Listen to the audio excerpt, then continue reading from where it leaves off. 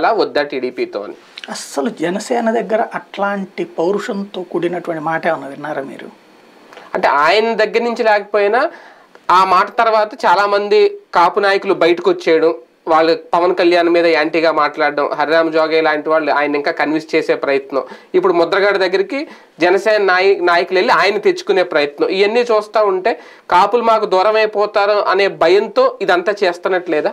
ఏం లేదు, లోకేష్ ఏదో వేగ్గా మాట్లాడలేదు, అది గుర్తుపెట్టుకోవాలి. వేగ్గా మాట్లాడలేదు, ఆయన మాట్లాడాడు. అలాగని తెగించి వెళ్ళేటటువంటి తెగింపు పవన్ కళ్యాణ్ దగ్గర లేదు. ఫస్ట్ పవన్ కళ్యాణ్కి తన మీద తనకి నమ్మకం లేదు, తనుగా గెలుస్తానన్న నమ్మకం లేదు, తనకు ఓట్లు పెరిగితే తప్పించి సీట్లు రావన్నది తనకు ఖచ్చితమైన నమ్మకం. తెగించి వెళ్లే ధైర్యం పవన్ కళ్యాణ్ గారి దగ్గర లేకపోయినా ఈ నిర్ణయాలు నచ్చక తెగించి వెనక్కి వచ్చే ధైర్యం కాపుల్లో కనబడుతుంది కొంతమందిలో. అందరిలో నేను అన్నగాని కొంతమంది వచ్చేసారు ఆల్రెడీ బయట. అవన్నీ మాటలు వింటున్నాం.